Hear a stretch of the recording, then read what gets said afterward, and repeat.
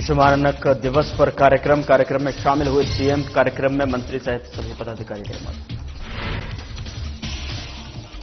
बिहार चुनाव पर कांग्रेस के तंज पर पलटवार, विजय शर्मा ने किया पलटवार। विजय शर्मा ने कहा, पदयात्रा का विषय अच्छा है।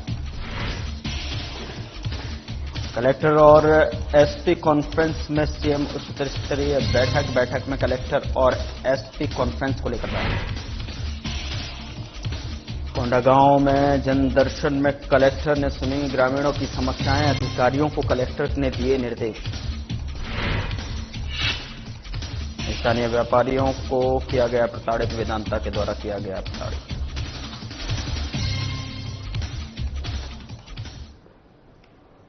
नमस्कार, मैं हूं आपके साथ गौरव राजेंद्र। बुलेटिन की शुरुआत करते हैं। नरसिंहपुर के करेली थाना क्षेत्र से एक मामला सामने आया है, जहां पर 2 बच्चों की मां अपनी प्रेमी शैलेंद्र शर्मा के साथ लापता हो गई, साथ ही बच्चे भी ले गई। महिला का पति जब करेली थाना इन शिकायत को लेकर पहुंचा तो उसकी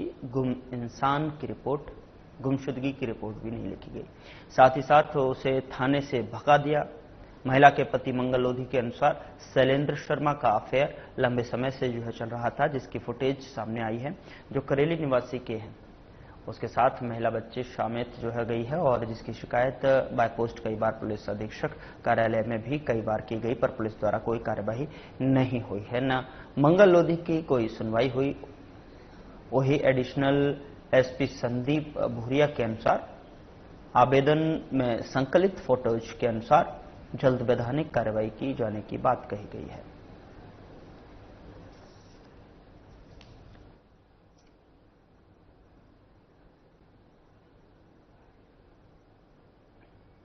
मुझे थोड़ी तकलीफ हुई, करेली थाने से मुझे कोई सपोर्ट नहीं मिली, तो इसलिए मैं एसपी ऑफिस आया। किस टाइप का सपोर्ट नहीं मिला आपको? क्या मामला है? मामला ये है कि मेरी बीवी और एक पत्रकार महोदय है, हम दोनों के साथ संबंध है। इसकी कोई जानकारी मुझे मिली है, मुझको कुछ फोटो भी मिली, वो लेकर मैं यहाँ पे आया हूँ। तो आपने नजदीकी थाने में शिकायत वगैरह दर्ज करवाई थी क्या? करवाई, लेकिन हुई नहीं वहाँ पे। क्या बोला गया? यही कि गुमशुदा की दे रहा था मैं, तो नहीं ली उन्होंने, मना कर दिया मना आपको कर दिया शिकायत लेने से। तो इस संबंध में आप यहाँ आए एसपी महोदय के दर? इसी के लेके आया हूँ कि जिससे कि इन लोगों की कुछ हो। भारतीय मानक ब्यूरो रायपुर शाखा कार्यालय द्वारा पंडित दीनदयाल उपाध्याय ऑडिटोरियम में भव्य कार्यक्रम आयोजन किया गया, जिसमें मुख्य रूप से मुख्यमंत्री विष्णुदेव साय शामिल हुए। बता दें कि कार्यक्रम में मंत्री दयालदास बघेल सहित चैंबर और राफा एसोसिएशन के सभी पदाधिकारी भी मौजूद रहे।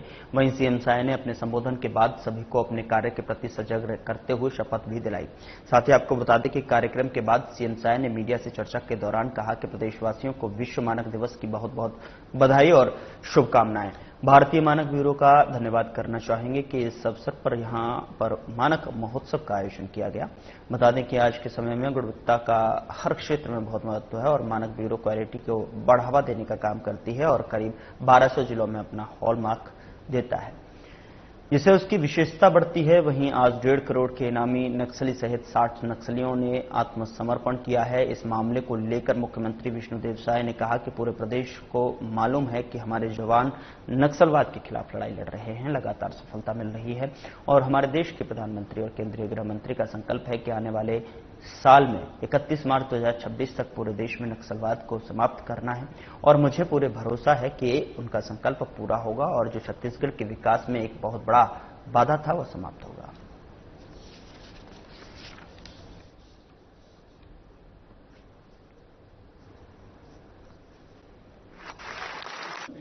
आज विश्व मानक दिवस है, तो सबसे पहले तो पूरे प्रदेशवासियों को विश्व मानक दिवस की बहुत बहुत बधाई, शुभकामना और भारतीय मानक ब्यूरो का धन्यवाद करना चाहेंगे कि इस अवसर पर यहां पर मानक महोत्सव का आयोजन किए हैं और जिसमें हमारे प्रदेश के खाद्य मंत्री श्री दयालदास बघेल सहित हमारे बीआईएस के पदाधिकारी, चैम्बर के और सराफा एसोसिएशन के सभी पदाधिकारी, हमारे सेल के और विभिन्न संस्थाओं के यहाँ पर पदाधिकारी उपस्थित हैं और प्रदेश के नागरिक भी हैं। सबकी उपस्थिति में आज ये दिन भर ये महोत्सव चलेगा। अभी इसके बाद टेक्निकल सेशन भी चलेगा। तो आज गुणवत्ता का हर क्षेत्र में बड़ा महत्व है और ये मानक ब्यूरो क्वालिटी को बढ़ावा देने का काम करता है और करीब 1200 चीजों में अपना हॉलमार्क देता है, जिससे उस चीज की विश्वसनीयता भी बढ़ती है और मार्केटिंग के क्षेत्र में हर क्षेत्र में उसका लाभ भी होता है। तो मैं फिर से एक बार मानक ब्यूरो का आभार व्यक्त करता हूं इस आयोजन के लिए। कलेक्टर एसपी कॉन्फ्रेंस में मुख्यमंत्री विष्णुदेव साय के सख्त तेवर दिखे। उन्होंने 3 जिलों के एसपी के काम पर नाराजगी जताई। धमतरी में लगातार हो रही हत्या और चोरी, कोरबा में अवैध खदान और महासमुंद में नशीले पदार्थों की बिक्री को लेकर सीएम ने तीनों जिलों में एसपी को फटकार लगाई है। साथ ही बता दें आपको कि लॉ एंड ऑर्डर नहीं संभालने वाले जिलों को लेकर कड़ी चेतावनी भी दी है। मुख्यमंत्री विष्णुदेव साय ने कलेक्टर एसपी कॉन्फ्रेंस में नशीली दवाओं और मादक पदार्थों के अवैध कारोबार पर कड़ी कार्रवाई के निर्देश दिए हैं। सीएम ने कहा कि नशे के कारण अन्य अपराधों को बढ़ावा मिलता है और इसके लिए अभियान चलाकर कार्रवाई करें। साथ ही अंतर्राज्यीय सीमावर्ती क्षेत्रों में जो है निगरानी बढ़ाने के समय सीमा में पीआईटी एनडीपीएस एक्ट के मामलों में कार्रवाई करने के निर्देश दिए गए हैं। वहीं नशाखोरी के खिलाफ व्यापक मुहिम चलाकर युवाओं को जागरूक करने के निर्देश भी दिए। सभी एसपी को हिदायत दी गई है कि मुख्यमंत्री ने स्पष्ट कहा है कि परफॉर्मेंस नहीं दिखेगा तो हम निर्णय करेंगे। कहीं कहीं कुछ कमियां हैं, दुरुस्त करने का एक अवसर दिया गया है।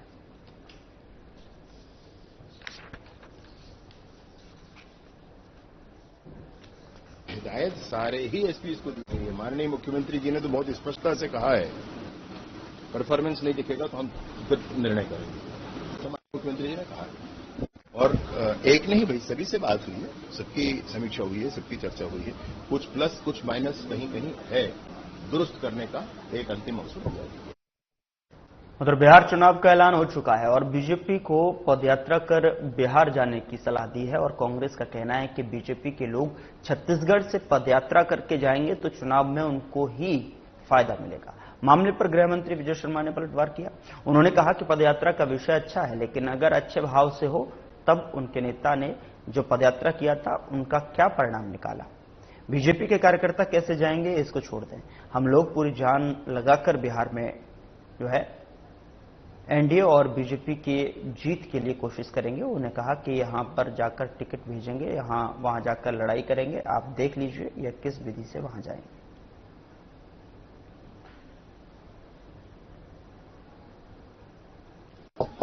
पदयात्रा का विषय तो अच्छा है, लेकिन अच्छे भाव से हो तो अच्छा है। उनके नेता ने जो पदयात्रा किया था उसका क्या परिणाम निकाला बताएं एक बार। भाजपा के कार्यकर्ता कैसे जाएंगे कैसे आएंगे वो छोड़ दें। हम जनता के, बिहार की जनता के मन में जो मंथन हुआ उसके बाद निर्णय जनता का है, ये एहसास हमको होता है कि एनडीए की सरकार वहां बनेगी। बहुत स्वच्छता से, बहुत आराम से वहां सीटों का बंटवारा भी हो गया है और अभी हम लोग जाकर के अपनी पूरी जान लगा करके बिहार के चुनाव में भाजपा और एनडीए की जीत के लिए कोशिश करेंगे। ये देख लें अभी जाकर के वहां टिकट बेचेंगे, ये देख लें अभी जाकर के वहां लड़ाई करेंगे, ये देख लें अभी किस विधि से जाएंगे। जिस विधि से जाएंगे कुछ अच्छा करें ऐसी अपेक्षा है। उधर कलेक्टर और एसपी कॉन्फ्रेंस में मुख्यमंत्री उच्च स्तरीय बैठक में प्रदेश की कानून व्यवस्था पर समीक्षा की गई। तो वहीं गृह मंत्री विजय शर्मा, मुख्य सचिव विकासशील, अपर मुख्य सचिव मनोज कुमार पिंगुआ और मुख्यमंत्री के प्रमुख सचिव सुबोध सिंह सहित रेंज आईजी, कलेक्टर, एसपी सहित अन्य अधिकारी उपस्थित थे। बैठक में महिला और बालिका से जुड़े आपराधिक मामलों में संवेदनशीलता और तत्परता के साथ में कार्रवाई होने की बात कही गई थी। मुख्यमंत्री साइबर क्राइम और इससे जुड़े आपराधिक गतिविधियों की भी समीक्षा की थी। बैठक के बारे में उप मुख्यमंत्री विजय शर्मा ने पत्रकारों के साथ चर्चा के दौरान कहा कि मुख्यमंत्री विष्णुदेव साय के उपस्थित में जो बैठक हुई थी जिसमें एसपी और कलेक्टर मौजूद थे, बैठक में विशेष रूप से वह प्रस्ताव जो एसपी के द्वारा कलेक्टर को दिए जाते हैं उसका शीघ्रता से निराकरण हो और अन्य कानूनी प्रावधानों और संशोधनों पर भी प्रदेश में अनेक गतिविधियां जो पता चलती हैं। इसके अलावा अन्य विषयों पर मुख्यमंत्री ने समीक्षा की और स्पष्टता से निर्देश भी दिए।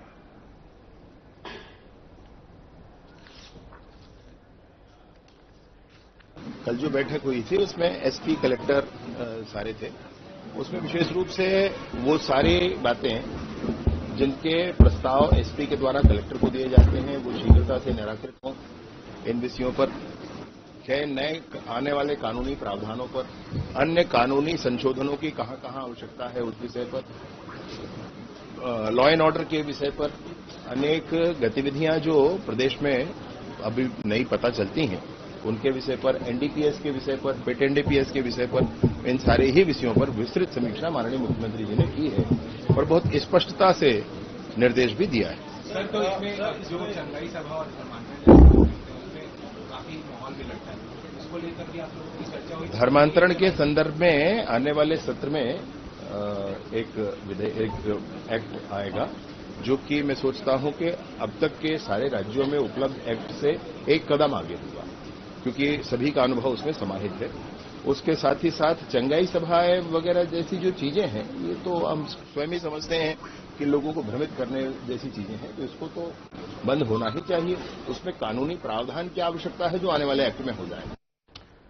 उधर कोंडागांव साप्ताहिक जनदर्शन कार्यक्रम में कलेक्टर नुपुर राशि पन्ना ने मंगलवार को जिला मुख्यालय के सभाकक्ष में ग्रामीणों की समस्याएं सुनी और उन्होंने जनदर्शन में पहुंचे नागरिकों की बातों को गंभीरता से सुना और संबंधित विभागीय अधिकारियों को प्रस्ताव आवेदनों का प्राप्त जो आवेदन हुए थे उनका त्वरित और प्राथमिकता से निराकरण करने के निर्देश दिए। जनदर्शन में जिले के कई ग्रामों में से आए ग्रामीणों ने अपनी समस्याएं और मांगे प्रस्तुत की और ग्राम भोंगापाल के रेणुराम सलाम ने वन अधिकार पत्र में खसरा नंबर संशोधन के लिए आवेदन दिया। कोंडागांव निवासी सोमारी पोटाई ने अपनी भूमि पर पड़ोसी द्वारा किए गए अतिक्रमण को हटाने, भट्टीपारा की शांति दीवान ने प्रधानमंत्री जीवन ज्योति बीमा योजना का भुगतान नमामि को दिलाने और कोकोड़ा जुगानार के ग्रामीणों ने पंचायत क्षेत्र में हैंडपंप प्राथमिक शाला के नए भवन और माध्यमिक शाला को हाई स्कूल में उन्नयन और उप स्वास्थ्य केंद्र की स्थापना की मांग रखी। चुरेगांव के ग्रामीणों ने बताया कि पिछले 2 सालों से पंचायत में चल रहे कार्य अधूरे हैं, जिनमें राशन कार्ड निर्माण, देवगुड़ी निर्माण, स्कूल से नाली निर्माण, कचरा शेड निर्माण और नल जल योजना से जुड़े कार्य शामिल हैं। तोतर के ग्रामीणों ने सड़क और बाउंड्री वॉल निर्माण के साथ नए बिजली ट्रांसफार्मर की मांग की, तो वहीं चुरेगांव के ग्रामीणों ने एग्रीटेक योजना ऑनलाइन लोड न होने की समस्या बताई। मंगवाल पंचायत से ग्रामीणों ने घरेलू सोलर लाइट की मांग की, तो वहीं जोबा गांव के लोगों ने सड़क मरम्मत और चौड़ीकरण की आवश्यकता जताई है। नवागांव में ग्रामीणों ने मोबाइल नेटवर्क की सुविधा की मांग की, जबकि इंगरा गांव के निवासियों ने पानी की टंकी के अधूरे निर्माण की शिकायत दर्ज कराई। इस अवसर पर जिला पंचायत सीईओ अविनाश भोई, अपर कलेक्टर चित्रकांत चार्ली ठाकुर सहित कई विभागों के अधिकारी उपस्थित थे।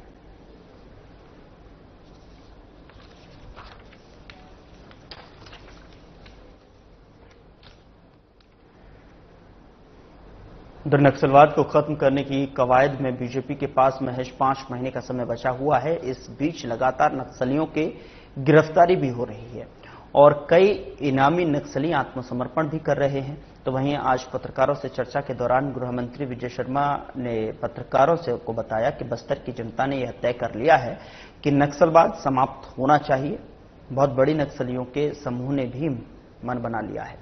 बता दें कि नक्सलवाद समाप्त होना चाहिए। उन्होंने कहा कि मैं आपको एक जानकारी देता हूं कि साल भर पहले एक माओवादी नक्सली महिला ने समर्पण किया था। आज उसके पति ने भी समर्पण कर मुख्यधारा को अपनाया है। आने वाले समय में जो मुख्यधारा में हैं उनका सम्मान किया जाएगा।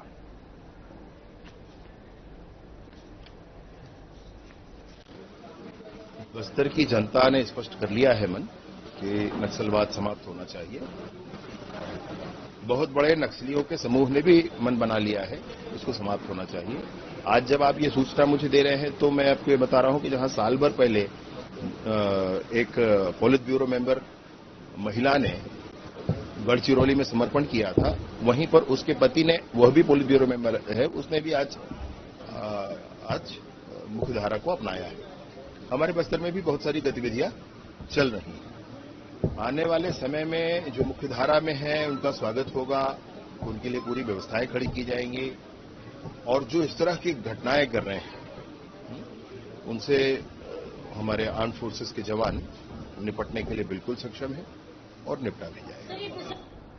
उधर कोरबा जिले के उपनगरीय क्षेत्र बालको नगर फिर बालको वेदांता के द्वारा स्थानीय व्यापारियों पर प्रताड़ना किया गया। जिस भूमि को लेकर विवाद हो रहा है, आज बालको प्रशासन के आदेश के द्वारा नगर निगम के अधिक्रमण टीम द्वारा नायब तहसीलदार के द्वारा अपने दलबल के साथ अतिक्रमण हटाने की कार्रवाई की गई, जिसमें नायब तहसीलदार से पूछा गया कि ये जमीन किसकी है।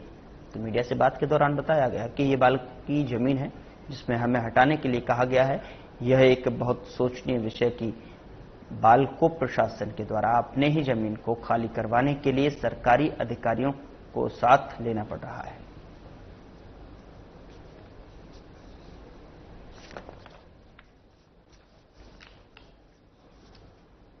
हमारा मकसद है, जमीन एक्चुअल में शासकीय है। हमारी मांग है कि जमीन का सीमांकन कराया जाए। बार बार यहाँ पर झड़प हो रहा है व्यवसायियों के बीच में और प्रबंधन के बीच में, टाउन प्रबंधन। भाई पिछले बार के बाद सीमांकन की मांग की गई थी, इस बार भी हम बार बार मांग कर रहे हैं कि जमीनों का सीमांकन होना चाहिए। बालको हर जमीन को अपनी बताता है और हर बार अपना घेरने का प्रयास करता है। बालको द्वारा घेरने का प्रयास किया जा रहा है, इसीलिए विवाद की स्थिति निर्मित हुई है। हम कहते हैं अगर सीमांकन हो जाएगा तो दूध का दूध और पानी का पानी हो जाएगा कि जमीन किसकी है। हम बार बार कई लेटर हम द्वारा लगाया गया है, हम बार बार पेपर दिखाते हैं, लेकिन हर बार अमान्य कर दिया जाता है। तो जब तक सीमांकन ना हो, जमीन को यथास्थिति रहने चाहिए, हमारा यह अनुरोध है। उधर रायपुर में बीजेपी के कुशाभाऊ ठाकरे परिसर में वित्त मंत्री ओपी चौधरी ने मीडिया से चर्चा की और इस दौरान उन्होंने बताया कि मुख्यमंत्री विष्णुदेव साय, प्रदेश अध्यक्ष किरण सिंह देव की पहल पर पार्टी कार्यालय में सहयोग केंद्र की व्यवस्था शुरू की गई है। इस केंद्र का संचालन सरकार के प्रतिनिधि मंत्री और संगठन के वरिष्ठ नेताओं की मौजूदगी में किया जाता है, जहां कार्यकर्ताओं और नागरिकों की समस्याएं सुनी जाती हैं। तो वहीं मंत्री चौधरी ने बताया कि वे किसान नेता अशोक बजाज के साथ सहयोग केंद्र में उपस्थित रहे और करीब 3 घंटे तक विभिन्न जिलों से आए प्रतिनिधियों और कार्यकर्ताओं की समस्याओं पर चर्चा की। उन्होंने कहा कि कई मुद्दों का तत्काल निराकरण संबंधित जिलों के कलेक्टर, एसपी और विभागीय अधिकारियों के माध्यम से किया गया। तो वहीं मांग संबंधी विषयों को संबंधित विभागों को भेजा गया ताकि उन पर प्राथमिकता के आधार पर कार्रवाई हो सके। मंत्री ओपी चौधरी ने बताया कि आज 100 से अधिक आवेदन प्राप्त हुए और 300 से अधिक विषयों पर चर्चा हुई। उन्होंने कहा कि सरकार के अलग अलग विभाग विकास के कार्यों को तेजी से आगे बढ़ा रहे हैं।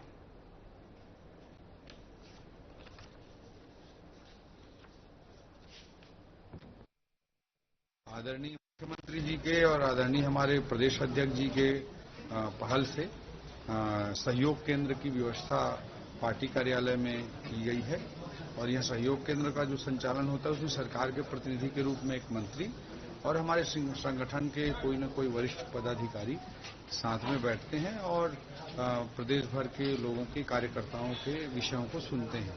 तो आज आदरणीय सच्चिदानंद उपासने जी के साथ, आदरणीय अशोक बजाज जी के साथ मैं सहयोग केंद्र में सरकार के प्रतिनिधि के रूप में यहाँ बैठा और हमने लगभग 3 घंटे तक विभिन्न प्रकार के विषयों को सुना और इसमें जो तत्काल निराकरण के विषय रहते हैं उससे संबंधित विषयों पर तत्काल उस जिले के कलेक्टर से या उस जिले के एसपी से या संबंधित विभागों से हमने चर्चा की।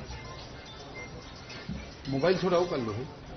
हमने उस पर चर्चा की और जो विषय मांग संबंधी होते हैं उन मांग संबंधी विषयों को संबंधित विभागों को भेजा गया। उसमें भी द बेस्ट पॉसिबल जो जितने रिजल्ट आ सकते हैं, बहुत सारे काम विकास के तेजी से हमारी सरकार के अलग अलग विभाग करा रहे हैं। संबंधित विभागों में भेजने का भी काम तत्काल हम करेंगे और उसमें से जो जेन्युइन और जरूरी, जो ज्यादा जरूरी रहेंगे उसको प्राथमिकता के आधार पर संबंधित विभाग सम्मिलित करेंगे। 100 से अधिक आवेदन और 300 से अधिक हमारे अलग अलग प्रकार के लोगों से आज मुलाकात हुई। आदरणीय मुख्यमंत्री जी के और आदरणीय उधर कांग्रेस के प्रदेश अध्यक्ष दीपक बैज ने पत्रकारों के साथ कई मुद्दों पर चर्चा की। मुख्यमंत्री विष्णुदेव साय की अध्यक्षता में मंत्रालय में आयोजित कलेक्टर्स कॉन्फ्रेंस 2025 में सुशासन, पारदर्शिता और जनहित के नए मानक तय किए गए। बैठक की शुरुआत निर्धारित समय से पहले हुई, जिसने पूरे प्रशासन को मुख्यमंत्री की वर्क डिसिप्लिन और परिणाम केंद्रित कार्यशैली का जो है सीधा संदेश दिया। बैठक में मुख्य सचिव, विकासशील सभी विभागीय सचिव, संभागायुक्त और कलेक्टर उपस्थित रहे। मुख्यमंत्री ने प्रारंभ से ही स्पष्ट कर दिया कि शासन की नीतियों और योजनाओं का अंतिम लाभ जनता तक समयबद्ध और पारदर्शी तरीके से पहुंचना ही सुशासन का वास्तविक अर्थ है और इस दिशा में किसी भी स्तर पर ढिलाई स्वीकार नहीं होगी। प्रदेश कांग्रेस अध्यक्ष दीपक बैज ने पत्रकारों से चर्चा करते हुए कहा कि कल मुख्यमंत्री ने कलेक्टर कॉन्फ्रेंस लिया। यह कॉन्फ्रेंस पूरी तरह से औपचारिकता मात्र साबित हुई।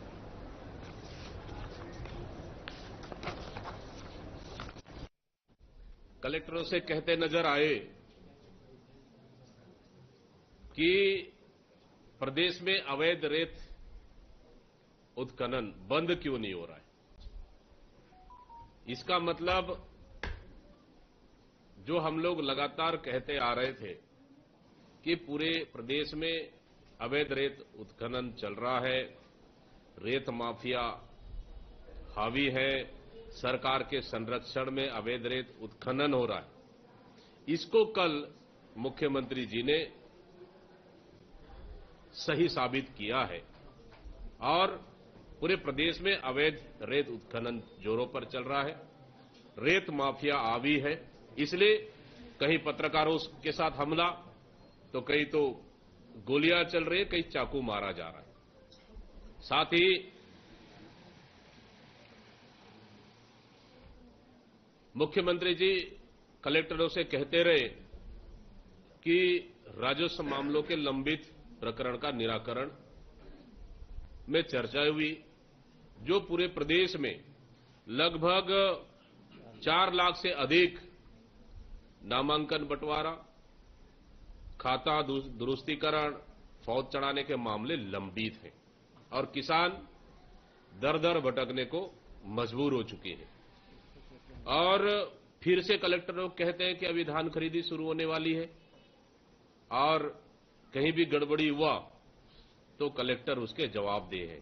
अब मुख्यमंत्री जी से पूछना चाहते हैं, धान खरीदी का निर्णय सरकार का है, नीति सरकार बनाती है और बारदाने देना, परिवहन का व्यवस्था करना, मिलरों के साथ नीति बनाना, अनुबंध बनाना है तो सरकार का काम है। फिर कलेक्टरों को इस तरह से डराकर दबावपूर्व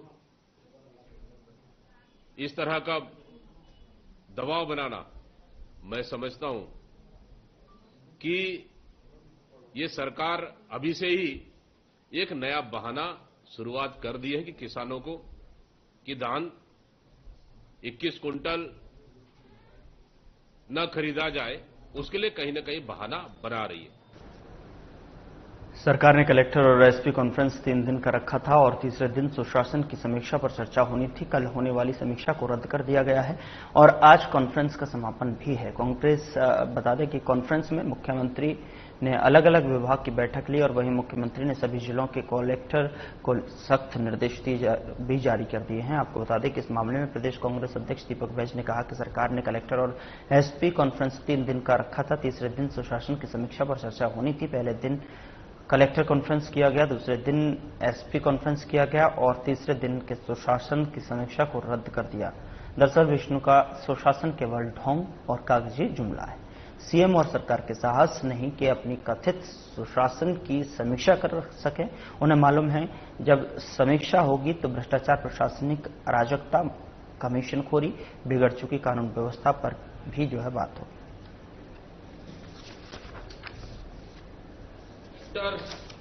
सरकार ने कलेक्टर और एसपी कॉन्फ्रेंस 3 दिन रखा। कल कलेक्टर कॉन्फ्रेंस हुआ, आज एसपी कॉन्फ्रेंस होने जा रहा है और हमने सुना है कि 2 दिन में ही सरकार ने और नहीं, तीसरा दिन सरकार की सुशासन को लेकर चर्चाएं होनी थी, लेकिन दूसरे दिन में ही हमने सुना है कि ये 3 दिन का कार्यक्रम दूसरे दिन में ही समाप्त किया जा रहा है। वो क्यों? दरअसल विष्णु का सुशासन केवल एक मात्र ढोंग है। वो इसलिए क्योंकि कल अगर तीसरे दिन अगर विष्णु के सुशासन पे अगर चर्चा होती तो मैं समझता हूं कि मुख्यमंत्री और सरकार में साहस नहीं है कि अपने सुशासन पे वो चर्चा कर दे। इसलिए क्योंकि इस सरकार में भ्रष्टाचार चरम पर है, बिगड़ती कानून व्यवस्था चरम पर है, लूट, हत्या, चोरी, डकैती आम बात हो गई और कमीशनखोरी, प्रशासनिक अराजकतावाद पूरी चरम पर है। तो किस मुंह से मुख्यमंत्री जी अपनी सुशासन का ढोल पिटवाएंगे? कहीं न कहीं अपनी सुशासन का पोल न खुल जाए, इसलिए उन्होंने जो तीसरे दिन के सुशासन का समीक्षा होना था, उसको इन्होंने, कि हमने सुना, स्थगित कर दिया है। फिलहाल बुलेटिन में इतना ही। नमस्कार।